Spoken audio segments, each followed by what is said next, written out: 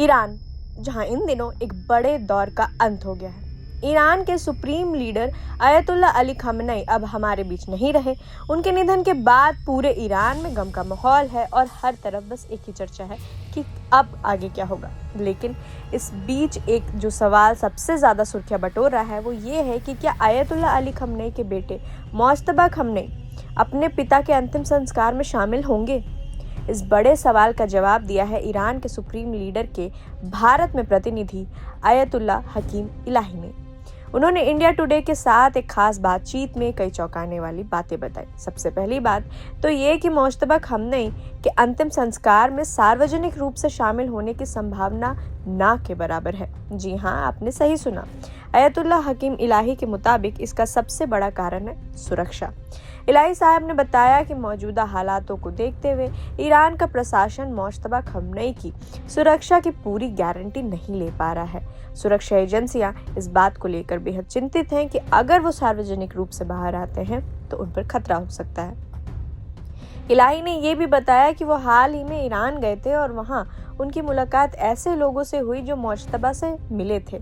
उनका कहना है कि मुज्तबा खुद तो चाहते हैं कि वो लोगों के बीच आएं, अपने पिता को आखिरी विदाई दें, लेकिन उनकी सुरक्षा में लगे अधिकारी इसकी इजाज़त बिल्कुल नहीं दे रहे हैं। साफ है कि एक सुरक्षा घेरा है जिसे तोड़ना फिलहाल मुमकिन नहीं लग रहा। अब अगर पूरे ईरान की बात करें तो वहाँ का मंजर बहुत भावुक है। अयतुल्ला हकीम इलाही ने बताया कि ईरान में कई दिनों तक शोक रहेगा और राजकीय सम्मान के साथ अंतिम संस्कार की प्रक्रिया पूरी की जाएगी।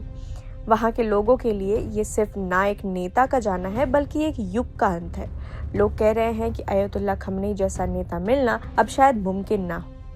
ईरान ही नहीं बल्कि दुनिया भर के अलग अलग देशों से लोग तेहरान पहुंच रहे हैं ताकि वो इस दिवंगत नेता को आखिरी श्रद्धांजलि दे सके।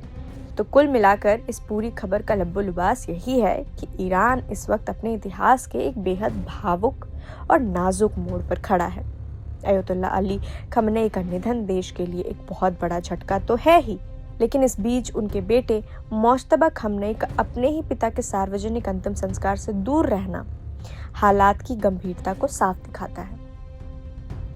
मुज्तबा खुद जनता के बीच आना चाहते हैं, लेकिन सुरक्षा एजेंसियों का उन्हें रोकना ये साबित करता है कि ईरान में इस वक्त सुरक्षा को लेकर कितना बड़ा तनाव और खतरा बना हुआ है।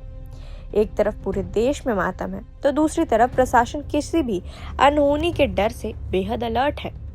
अब देखना ये होगा कि इस कड़े सुरक्षा पहरे के बीच ईरान का अगला कदम क्या होगा और देश की कमान किसके हाथों में जाती है। इस बड़ी खबर से जुड़ी हर अपडेट हम आप तक पहुंचाते रहेंगे। जुड़े रहिए हमारे साथ। यदि आप ये वीडियो देख रहे हैं हमारे YouTube चैनल पर तो हमें सब्सक्राइब ज़रूर करें, और अगर आप ये वीडियो देख रहे हैं हमारे इंस्टा या FB चैनल पर तो हमें फॉलो करना ना भूलें।